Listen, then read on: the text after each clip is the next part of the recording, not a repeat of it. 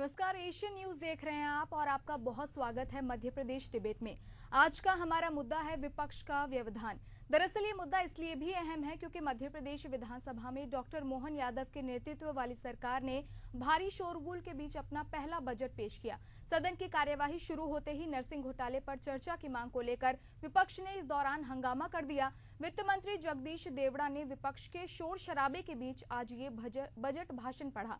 विपक्ष ने मंत्री विश्वास सारंग को विपक्ष को बर्खास्त करने की मांग की। वहीं नेता प्रतिपक्ष उमंग सिंघार ने आरोप लगाया कि मंत्री विश्वास सारंग ने गलत जानकारी दी है, इसलिए उन पर कार्रवाई होनी चाहिए। इसके बाद सदन में शोर शराबे का माहौल देखा गया। वहीं बजट भाषण पूरा होने के बाद संसदीय कार्य मंत्री कैलाश विजयवर्गीय ने कहा, विपक्ष का रवैया बेहद निंदनीय था। एक दिन पहले ही नीट के मुद्दे पर पूरी चर्चा हुई, ऐसे में विपक्ष का इस प्रकार का रवैया कृत्य है, ये काफी निंदनीय है। विपक्ष के इस कृत्य पर निंदा प्रस्ताव पारित होना चाहिए। वहीं विपक्ष के शोर शराबे और हंगामे के बीच बजट पेश किया गया। इसमें सरकार ने कोई नया कर नहीं लगाया। इस बार बजट 3,65,067 करोड़ रुपए का है।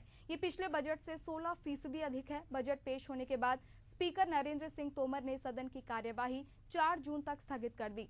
डिबेट आगे बढ़ाने से पहले जान लेते हैं नेताओं की इस पर क्या कुछ प्रतिक्रिया है। जी, नरेंद्र मोदी जी ने विकास और कल्याण की डबल इंजन की सरकार की परिभाषा को जिस प्रकार से इस देश में स्थापित किया है, उसी संकल्प के साथ आज मध्य प्रदेश सरकार का ये बजट आया। डॉक्टर मोहन यादव जी के नेतृत्व में मध्य प्रदेश विकास और कल्याण के नए आयाम स्थापित करेगा और नरेंद्र मोदी जी की जो डबल इंजन की सरकार है वो तेज गति से मध्य प्रदेश में दौड़ेगी। क्या शहर, क्या गांव, क्या खेत, क्या खलियान, क्या युवा, क्या मजदूर, क्या महिला, क्या जवान, हर एक क्षेत्र में हर एक वर्ग के कल्याण की संकल्प के साथ इस बजट को प्रस्तुत किया गया है। ये बजट भ्रष्टाचारियों के काम आने वाला बजट है, क्योंकि नरसिंह घोटाला, नीट घोटाले, कितने घोटाले हो रहे हैं यहाँ पर। पहले व्यापक घोटाला हुआ। हम कह रहे हैं कि पहले भ्रष्टाचार खत्म करिए तब बजट लाइए। भ्रष्टाचार खत्म नहीं होगा तब तक बजट का कोई महत्व नहीं है। ये बजट उन्हीं के काम आएगा। लाखों जो नौजवान हैं, बच्चे बच्चियां, जिनका भविष्य चौपट हो गया, खत्म हो गया है, उनके लिए आप क्या कर रहे हैं? हम ये कह रहे हैं कि भ्रष्टाचार देश में व्याप्त है और ये 3 लाख करोड़ का नहीं 6 लाख करोड़ का कर दीजिए तो जाएगा तो भ्रष्टाचारियों घर में। ये आम जनता को, बच्चों को, नौजवानों को शिक्षा में क्या मतलब है? जब शिक्षा के जो बच्चे, लाखों लोगों का आपने जीवन बर्बाद कर दिया, इसके बारे में आप क्या कह रहे हैं? वो सुनने को तैयार नहीं है। तो आज के इस मुद्दे पर चर्चा के लिए हमारे साथ जुड़े हैं बीजेपी प्रवक्ता प्रेम व्यास जी, कांग्रेस प्रवक्ता हिमानी सिंह जी और वरिष्ठ पत्रकार सुरेश शर्मा जी। आप तीनों का बहुत बहुत स्वागत है।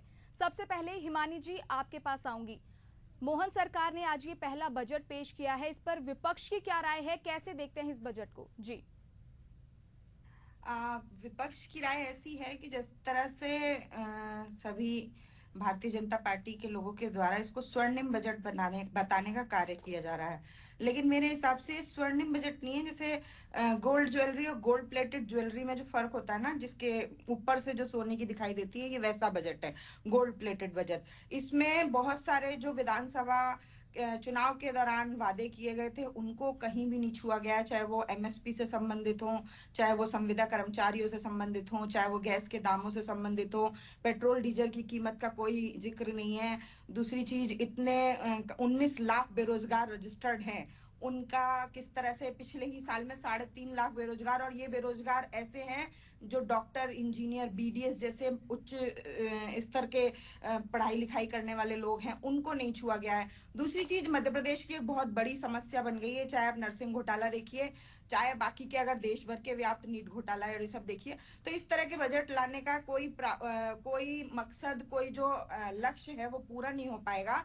आप क्योंकि जैसा अभी आप बाइट में भी सुनवा रहे थे, और आप इस चीज को समझने की कोशिश कीजिए कि जिस तरह से टर्मिनल्स गिर रहे हैं, चलिए वो मध्य प्रदेश के बाहर की बातें हैं, लेकिन नरसिंह घोटाला क्योंकि वो मध्य प्रदेश से ही संबंधित है, जब इस तरह के भ्रष्टाचार के में पैसा चला जाएगा, और अगर आप कॉलेज खोलने की बात कर कर रहे हैं, जैसे कि और कुछ चीजें और शुरू करने की बात कर रहे हैं, सड़क शुरू करने की बात करें, उन सड़कों में दरारें आएंगी, गड्ढे आएंगे, टूट फूट जाएंगी, तो ये जनता का पैसा बर्बाद करने जैसी चीज है। सबसे पहले किसी भी कार्य को आगे बढ़ाने के लिए भ्रष्टाचार पर रोक लगाने की जरूरत है, और जिस तरह के घोटाले पूरे देश में और खासकर मध्य प्रदेश में सामने आ रहे हैं, इन सब के बारे में बात करने की जरूरत है, ताकि जो जनता का पैसा है वो सही तरीके से जिस काम के लिए यूज हो रहा है उसमें ही यूज हो, भ्रष्टाचारियों के घर पर ना पहुंच जाए। जी जी प्रेम जी, आपके क्या रिएक्शन है? जैसे हिमानी जी ने अभी दो तीन पॉइंट गिनवाए हैं, इसके अलावा कमलनाथ ने भी ट्वीट कर कहा था कि ये जनता से विश्वासघात वाला बजट है, तो इस पर बीजेपी क्या स्टैंड रखती है? देखिए, जिस तरह से और अभी के बजट का आकलन करेंगे, विकास दर का आकलन करेंगे, तो निश्चित रूप से ये संभावना व्यक्त अगर करते हैं तो इनको पूर्व के और अभी के बजटों का आकलन और उससे हुए विकास और उससे हुए जो फायदे हैं जनता को, उसको भी एक बार प्रदर्शित कर देना चाहिए। पूर्व में जब बजट छोड़ के गए थे उसमें लगभग 16% का इंक्रीमेंट हुआ है। 4 बार भारतीय जनता पार्टी सत्ता में ही है। अगर संपूर्ण देश की बात करेंगे तो आज लगभग 15% जो है विकास दर में भारत का हिस्सा, और मध्य प्रदेश का जो $550 बिलियन का योगदान मध्य प्रदेश देगा, तो उस और मध्य प्रदेश अग्रसर हो रहा है। 2022-23 में स्थिर कीमतों पे प्रदेश का जीएसडीपी जो है वो 7.6% बढ़ा था। उसके बाद 23-24 में स्थिर कीमतों पे 9.37% का इजाफा, और उसके बाद अभी और शिक्षा को लेकर बात हो, उसमें आदिवासियों के कल्याण की बात हो, महिला कल्याण की बात हो, निश्चित रूप से हर प्रारूप को ध्यान में रखते हुए वीवीआईपी बजट का निर्माण किया गया, जिसमें विकास, विश्वास, इंफ्रास्ट्रक्चर, प्रगति, उसके अंदर निमित्त संबल, शिक्षा, नवाचार, सुरक्षा, सभी प्रावधानों का इसमें प्रमुख रूप से प्रमुखता के साथ में समावेश किया गया है। अगर सिर्फ रोड की स्ट्रक्चर की बात करेंगे तो एक समय रोड जो होती थी वो कितने किलोमीटर होती थी, आज लगभग 6 लाख किलोमीटर हो रही है सड़कें, और उसके बाद में उसी को आगे किया गया। गरीबों के मकानों के लिए भी उसमें सम्मिलित किया गया बजट में। लाडली बहनों को लेकर कांग्रेस जो झूठ फैलाने का कार्य कर रही थी, उसमें भी बजट के अंदर उसको अनुमोदित किया गया। इसीलिए मैंने कहा है कि निश्चित रूप से मध्य प्रदेश विकास पथ पर अग्रसर है। जीएसडीपी जो हमने कर्ज दर भरा है उसको कम करने का कार्य, उसके साथ में विकास का कार्य, इन दोनों चीजों को माननीय देवड़ा जी ने प्रदर्शित करा। इसीलिए एक बार पूरा जो उद्बोधन है उसको सुन ले, पूर्व के आंकड़ों का आकलन करें, वर्तमान में जो सरकार विकास कार्य कर रही और भविष्य की योजनाओं के लिए जो बजट निर्मित कराए, तो निश्चित रूप से एक समावेशी बजट है जिससे हर वर्ग को लाभ मिलेगा। प्रेम जी, जिस तरह से सरकार तो हर बार बजट में विकास की बात करती है, हर बार बजट में थोड़ा वृद्धि भी की जाती है, लेकिन धरातल की अगर बात करें, शिक्षा की हो चाहे स्वास्थ्य विभाग की हो, कुछ और ही तस्वीरें नजर आती हैं। जी देखिए, अब मैं इसीलिए बताता हूँ कि कुछ चीजें आप देख लीजिए कि नेशनल अचीवमेंट सर्वे में मध्य प्रदेश पहले 17वें स्थान पे था, आज 5वें स्थान पर है। हवा में तो नहीं हो जाता। उसके बाद में 6 polytechnical college, 6 engineering college, Bhopal गांधीकल मेडिकल कॉलेज जिसमें हिंदी में पढ़ाई हो रही है, बाल आरोग्य संवर्धन कार्यक्रम, ये नेशनल डाटा है जिसमें 6 लाख बच्चे जो सामान्य पोषण सुधार की तरफ गए। चाइल्ड बजटिंग को हमने बढ़ाने का कार्य करा था, उसी का प्रतिसाद है। 21-22 में प्रचलित दरों में प्रदेश की विकास दर 19.74 पहुंची है। तो यह सिर्फ एक ही सेक्टर्स में नहीं है, शिक्षा के क्षेत्र में हमने सुधार करा है, हमने इंफ्रास्ट्रक्चर को सुधारा है। एक समय औद्योगिक दर 0% हुआ करती थी, आज 22% है। एमएसएमई क्लस्टर्स को लेकर हमने प्रावधान करा है, वो भविष्य को सुनिश्चित करता है। अभी हमने जो 1.25 लाख पूर्व में सरकारी नौकरियां दी थी, 37,000 का निर्माण अभी करा, और दूसरा जो है इंफ्रास्ट्रक्चर के अंदर निर्मित होने के पश्चात हमने बजटिंग करके जो है प्राइवेट सेक्टर्स में भी लोन देने का कार्य करा और अभी उसको बढ़ाने का कार्य करा है, ताकि जो है प्राइवेट सेक्टर्स में भी जॉब्स की असीमित संभावना है। पिछले 2 वर्ष में रिकॉर्ड 75,000 करोड़ का पूंजीगत निवेश यहाँ मध्य प्रदेश की धरती पर हुआ है। नल जल योजना में 7,000 गांव लाभान्वित हुए, 100% कवर हुए। इस तरह से इसीलिए मैंने कहा है कि संपूर्ण रूप से अगर देखेंगे हर सेक्टर्स में जो पूर्व में कार्य हुआ है, और अगर सिर्फ एक एग्जाम्स को लेके बात करेंगे तो 2017 में एग्जाम्स आई, उसके बाद में 2018 से 2019 के मध्य में कमलनाथ जी का कार्यकाल। जी मैं हिमानी जी के पास आऊंगी। आप कितनी सहमत है इन बातों से, क्योंकि जिस तरह से विपक्ष भी आज सदन में नर्सिंग घोटाले के मुद्दे को चर्चा करना चाहता था, उस मुद्दे को काफी जोरों शोरों से उठा रहा है, तो विपक्ष का क्या स्टैंड है, विपक्ष की क्या राय है? जी बिल्कुल। क्या आपको लगता है कि इस तरह के घोटाले, अगर आप कॉलेज खुलने की बात कर रहे हैं, तो इस तरह के घोटालों के बारे में बात नहीं होनी चाहिए कि जो ये पैसा आपका और मेरा पैसा है, जो हमने ही टैक्स के माध्यम से सरकार को दिया है, चाहे भले वो किसी भी रूप में कर्ज लेके कर रहे हो, ये इतनी बड़ी बड़ी बातें कर रहे हैं, इतने करोड़ का निवेश आया प्राइवेट सेक्टर से, तो फिर कर्ज लेने की स्थिति मध्य प्रदेश की क्यों आ गई है? और अगर घोटालों के बारे में बात नहीं करनी है, दूसरे अब ये बात कर रहे हैं कि लाडली बहना के नाम पर झूठ फैलाने का।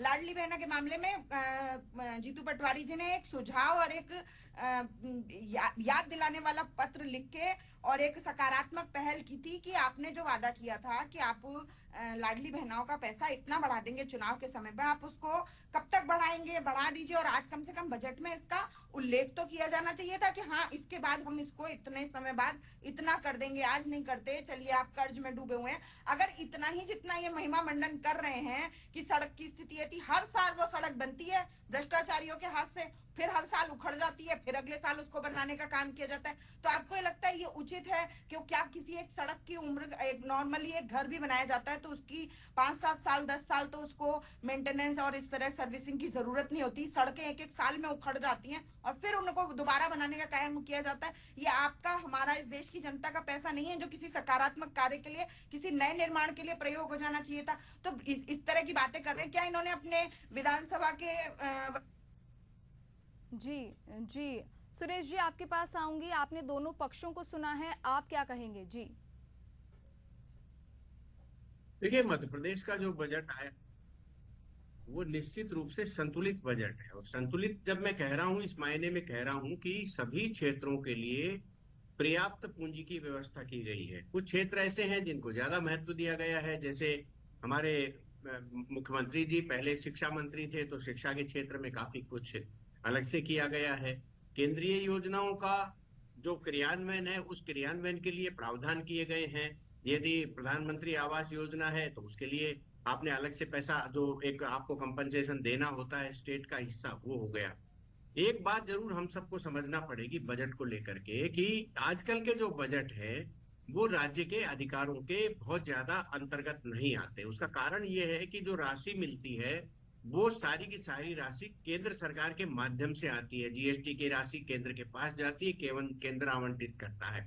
तो इसलिए आपके पास कितनी राशि आ रही है, उसके आय व्यय, वो जो आय है आपकी, उसके साथ व्यय करने की बात होती है।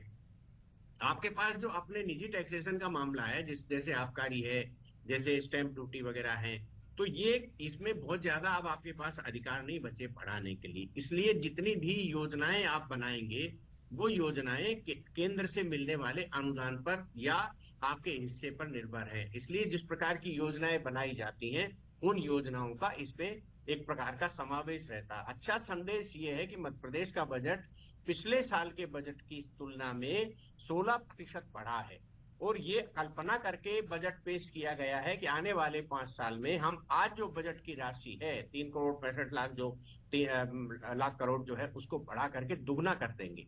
यदि दुगना करने के प्रोजेक्ट पर काम करेंगे तो आने वाले समय में मध्य प्रदेश के विकास की संभावनाएं और ज्यादा बढ़ेंगी। जहां तक रहा भ्रष्टाचार का प्रश्न, तो ये सब राजनीतिक डायलॉग बाजी है। क्योंकि यदि मान लो भ्रष्टाचार पूर्ववर्ती सरकारों के समय नहीं हुआ तो 2014 में सत्ता परिवर्तन क्यों हुआ, और यदि आज के सरकारों में नहीं हो रहा है तो आज जो है कांग्रेस आरोप क्यों लगा रही है, जैसे नर्सिंग आरोप लगा रही है, नर्सिंग कॉलेजेस के मामले को लेकर के। तो ये सारी चीजों का, ये राजनीति में काम करने वाले, आप उनको सर्टिफिकेट जारी नहीं कर सकते कि वो ईमानदारी से काम करने के लिए आते हैं, क्योंकि वो एक जमाना था जो सेवा भावी था, वो मेरे ख्याल से 90 के काल के बाद समाप्त हो गया। और अब केवल वहां आते हैं तो साइकिल पर सवार होकर के आते हैं और दूसरे तीसरे दिन स्कॉर्पियो पर हो जाते हैं। इसलिए ये जो भ्रष्टाचार है, ये एक दूसरे को बताया जाता है कि तूने करा नहीं है इसलिए तेरे ऊपर हम आरोप लगा रहे, कर ले जल्दी से, या मैं भी तू भी, ये सब एक दूसरे को जो है ढांकने की कोशिश करते हैं। आप छोटे छोटे मामलों में कोर्ट में जा रहे हैं आप नर्सिंग मामले में सीबीआई जांच कर रही है, कोर्ट के अंदर मामला चल रहा है, आप वहां सबूत लेकर के जाइए। केवल राजनीतिक लाभ के लिए आप ये कहें। कल 4 घंटे नर्सिंग मामले पर जांच हुई, आपस में आरोप प्रत्यारोप, बहस जवाब ये सब हुए। 4 घंटे हम सब लोगों ने कवर किया उसको, लेकिन 4 घंटे के बाद भी आप संतुष्ट नहीं है। और आज फिर बजट जैसे मामले के समय आप कर रहे हैं।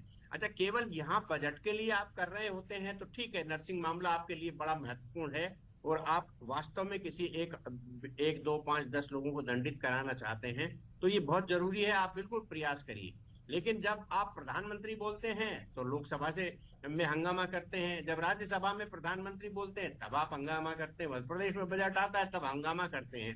तो आप हंगामा करिए, इससे किसी को आपत्ति नहीं हो सकती, लेकिन आपका मोटिव समझ में आता है कि आप अंतोगत्वा चाहते क्या है। तो ये एक जो पैटर्न्स राजनीति में डेवलप हो रहा है कि अपनी बात कहो, दूसरे की सुनना नहीं है, सुनने से पहले चले जाना है, तो ये जो देश तो सुनता ही है ना आप सारी चीजों को। तो कहने का मेरा सीधे सीधे अभिप्राय ये है कि केवल सरकार को दोषी ठहराने का समय अब नहीं है, केवल राजनीतिक दलों को दोषी ठहराने की बात समय आता जा रहा है। हमें दिखाई दे रहा है कि राजनीतिक दल अपने राजनीतिक स्वार्थ के लिए किसी भी हितकर बात को समर्थन करने की पोजीशन में नहीं है।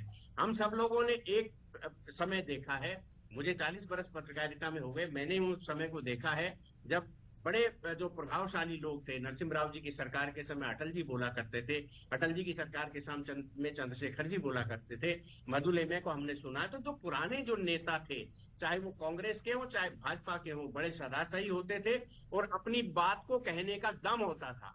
आजकल किस प्रकार की भाषा हो गई है, कैसा क्या हो गया है, आप किसी के बारे में कुछ भी बोल रहे हैं। इसका मतलब राजनीति की जो मर्यादा है, उत्तराधिकार है, वो कहीं न कहीं चिंताजनक हम सब लोगों के सामने आ रहा है। बजट निश्चित रूप से जनहितैषी हो, इस प्रकार के दबाव विपक्ष भी बनाए और सरकार के अंदर बैठे लोग भी अपनी जिम्मेदारियों का पालन करें, इस प्रकार की अपेक्षा सभी की रहती। जी प्रेम जी, आपके पास आऊंगी। मोहन सरकार किसान हितैषी बताती है खुद को, किसानों के लिए बड़ा तोहफा बता रही है, लेकिन चुनाव के दौरान कुछ और वादे किए गए थे जिसको हिमानी जी ने भी अभी उठाया था, तो उस पर क्या कहेंगे? निश्चित रूप से किसानों को लेकर हमने की बात करी थी, लगभग 14 फसलों पर एमएसपी दी जा रही है। पूर्व में कांग्रेस ने तो स्वामीनाथन आयोग की रिपोर्ट आने के बाद लगभग 2014 तक उसको दबाने का कार्य करा। अगर देने का कार्य करा तो मध्य प्रदेश सरकार और भारतीय जनता पार्टी ने देने का कार्य करा। उसके बाद में आप कृषि की हालत देखेंगे तो आज मध्य प्रदेश जो है फर्स्ट पोजीशन में, देश में कुल गेहूं निर्यात का जो 46% हिस्सा मध्य प्रदेश से जा रहा है। आज टॉप पोजीशन पे मध्य प्रदेश पे, और ये आज भी उसी बातों में निर्मित है। निश्चित रूप से अभी चेंज का दौर है। मिलेट्स जो है वैश्विक व्यापार पे मिलेट्स को प्रोत्साहित करने के लिए जरूर नीति में परिवर्तन किए जा रहे हैं, ताकि मिलेट्स और अन्य जो निर्यात किया जाता है वैश्विक पटल पर उसमें इजाफा हो, ताकि किसानों की समृद्धि हो। तो इस और भी कार्य किए जा रहे हैं। दूसरा जो इन्होंने एक प्रश्न करा था, मैं पुनः बता देता हूँ बहुत संक्षेप में। 2017 में कॉलेजेस खुले, पुनः बता देता हूँ, 400 से ज्यादा कॉलेजेस को 2018 और 19 के मध्य में रिन्यूअल किया गया। 100 से ज्यादा कॉलेज उस समय नए स्वीकृत किए गए। उसके बाद में 2020 और 21 में जब पूरा मामला संज्ञान में आया, 21 सितंबर 2021 से सतत कार्रवाई का दौर जारी है। सुनीता रिजू जो रजिस्ट्रार थी उनको निलंबित कराया, कॉलेजों की स्क्रूटनी की गई और 3500 से ज्यादा जो माइग्रेटेड फैकल्टी दूसरे राज्य से आए थे उनकी स्क्रूटनी करके उनको निकालने का कार्य करा। उसके बाद में रिटायर्ड जज की अध्यक्षता में जो पूरा मामले की जांच चल रही है, हाई कोर्ट ग्वालियर के अंदर सीबीआई जांच को भारतीय जनता पार्टी ने स्वीकारोक्ति प्रदान करी, चूंकि माइग्रेटेड फैकल्टी दूसरे राज्य से आए थे। और उसके बाद में सीबीआई की जो सतत कार्रवाई हो रही, 20 गिरफ्तारियां होना, कई कॉलेजेस को जो है बंद करना जो पूर्व से संचालित हो रहे थे, कुछ कॉलेजेस उसमें फिट हुए। हेल्थ सेक्टर्स को लेकर 2017 में योजनाएं बनाई गई थी, जिन भी लोगों ने योजना का जो क्रियान्वयन में जो अवरोध पैदा करा है, निश्चित रूप से उनको सजा मिलेगी, चाहे वो हमारा हो चाहे वो आपका हो। इसीलिए मैंने पूरा 17 से लेकर 23 तक जितनी कार्रवाई हुई, रजिस्ट्रार निरस्त हुए,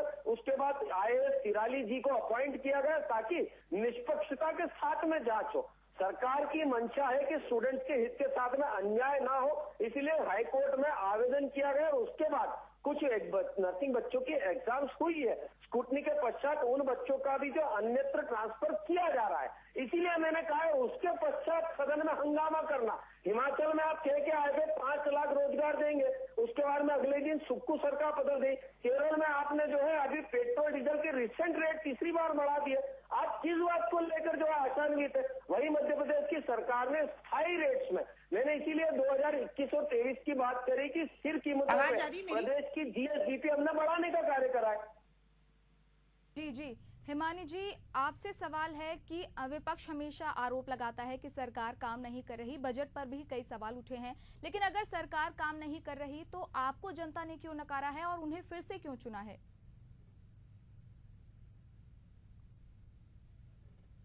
है, ये बजट से संबंधित प्रश्न नहीं है, ये बिल्कुल अलग सब विषय पर इस पर डिबेट की जा सकती है। ये मध्य प्रदेश के बाहर तक पहुंच गए तो इनको ये भी याद रखना चाहिए कि जो नीट घोटाला हुआ है उसका भी मध्य प्रदेश से ही कनेक्शन निकला है। 2012 के पीएससी पेपर लीक मामले में जो व्यक्ति दोषी पाया गया, बेदीराम, उसको विधायक बनाकर नीट घोटाले जैसे घोटाला कराने का काम इन्होंने किया है। अभी थोड़ी देर से मैं सुन रही थी, अगर ये बात कर रहे हैं कि अभी से अभी तक क्या हुआ तो इसका जिक्र भी किया जाएगा। और नीट घोटाले में जो बच्चे प्रभावित हुए हैं वो कोई मजदूर या कोई ऐसे किसी ऐसे स्तर के व्यक्ति नहीं थे जिनसे बहुत ज्यादा किसी को फर्क नहीं पड़ा। हालांकि हर देश के लिए हर बच्चा और हर युवा उतना ही महत्वपूर्ण होता है, लेकिन ये जो बच्चे डॉक्टर बनने वाले थे ये हमारे देश का भविष्य थे और आपके हमारे सबकी जान बचाने का काम। अभी हम कोरोना से निकल कर आए हैं और हमें मालूम है कि डॉक्टरों का क्या महत्व होता है, तो उसके बारे में भी ये बात करें।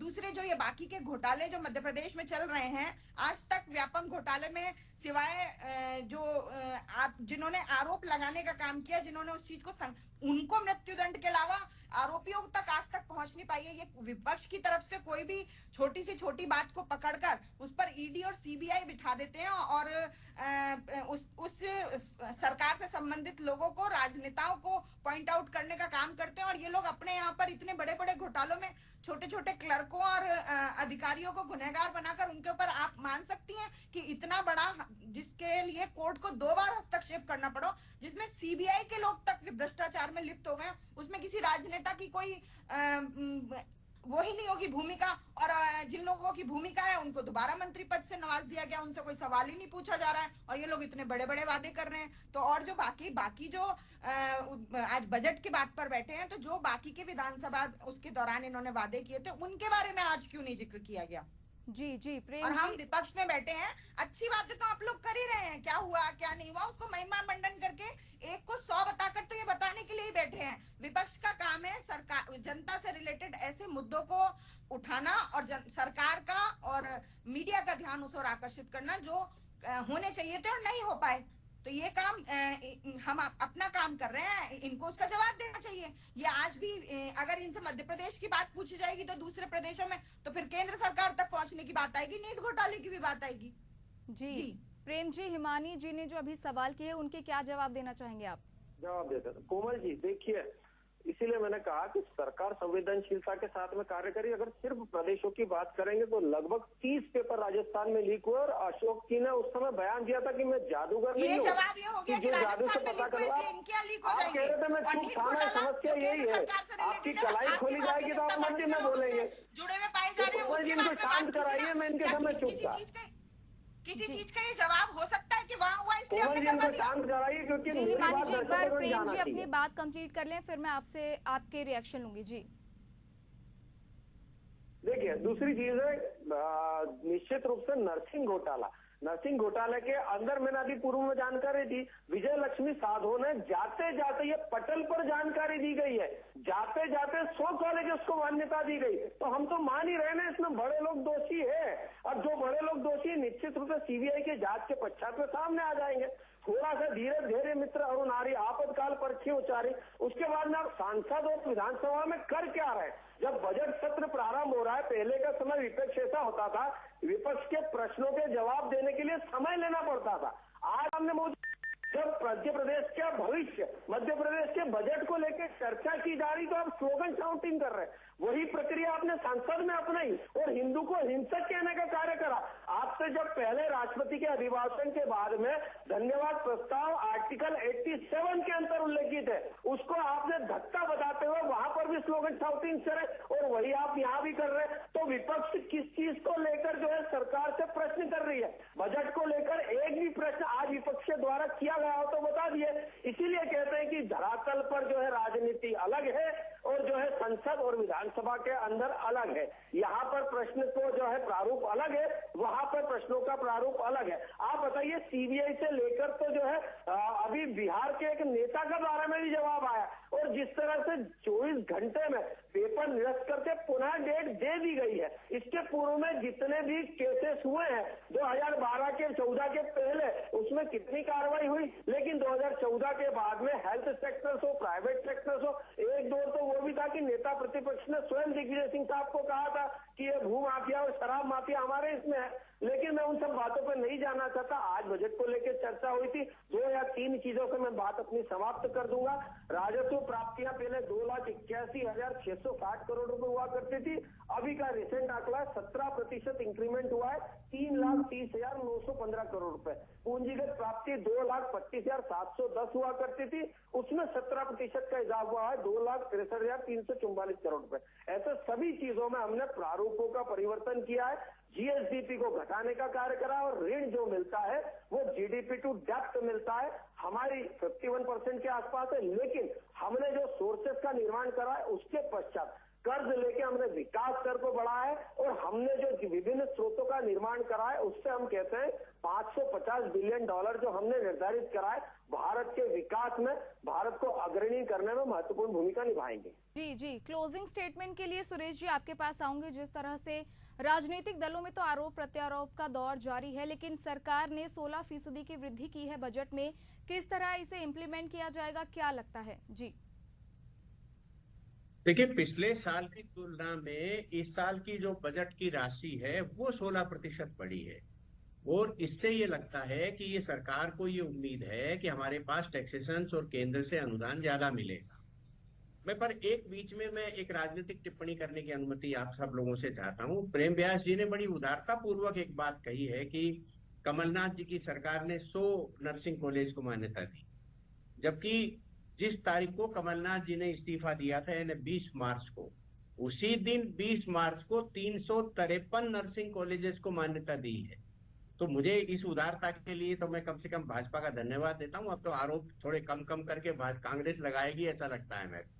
दूसरा मैं ये कहना चाहता हूं कि एक बड़ा राजनीतिक दलों के बीच में एक बड़ी बात होना चाहिए कि जहां आप जिस राज्य में सरकार में हैं वहां आपके द्वारा की गई घोषणाओं का क्रियान्वयन करना चाहिए। जिस पर जैसे एमएसपी पर कानून बनाने की बात की घोषणा कांग्रेस ने अभी की और वास्तव में एक बड़ा जो है एक एग्जाम्पल सेट किया था उन्हें। तो अब उनकी जो 3 राज्य सरकारें हैं उन 3 राज्य सरकारों में एमएसपी के कानून का प्रस्ताव पास करना चाहिए। क्यों? क्योंकि एमएसपी के पर खरीदी की व्यवस्था राज्यों में होती है। एमएसपी केंद्र सरकार निर्धारित करता है, लेकिन खरीदी की प्रक्रिया राज्य सरकार अपने स्तर पर करती है। इसलिए राज्य स्तर पर ये कानून बनाए जा सकते हैं। यदि कांग्रेस ये 3 कानून बना देती है तो एक बड़ा तमाचा होगा कि देखिए हमने जो कहा था हमने करके दे दिया। अब वो बात आती है 8,850 रुपए वाली भी जो है उसको भी यदि अपने राज्यों में क्रियान्वयन कर देंगे तब ये नैतिक जिम्मेदारी या नैतिक दबाव बनेगा कि भाजपा के 3,000 रुपए की जो घोषणा हुई थी उसको ये क्रियान्वित करें। मुझे ये लगता है कि सरकार बनाने से पहले घोषणा तो कर दी जाती है। मैंने आज ही एक जगह बोला था कि मध्य प्रदेश में सरकार जब बनने की संभावना थी या नहीं थी, क्योंकि आमतौर से ये चर्चा थी कि मध्य प्रदेश में सरकार बदल रही है। तो ऐसी स्थिति में शिवराज सिंह जी ने जो घोषणाएं की थी वो घोषणाएं कांग्रेस की सरकार आती तब भी आर्थिक बोझ बनने वाली थी और मोहन यादव जी की सरकार आई तब भी आर्थिक बोझ बनने वाली है। क्योंकि आप कल्पना करिए कि बहनों को 3,000 करोड़ रुपया महीने के देने 12,000 करोड़ रुपए वार्षिक कहां से लाएंगे?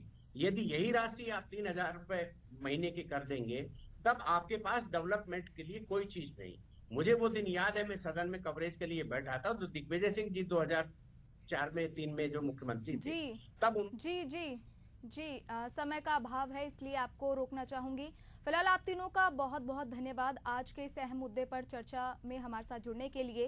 तो आपको बता दें कि मोहन सरकार ने आज अपना पहला बजट पेश किया है। इसको लेकर विपक्ष और सरकार के बीच आरोप प्रत्यारोप का दौर जारी है। फिलहाल देखने वाली बात होगी कि सरकार कितने विकास कार्यों पर जोर देती है और क्या कुछ तस्वीर निकलकर सामने आती है।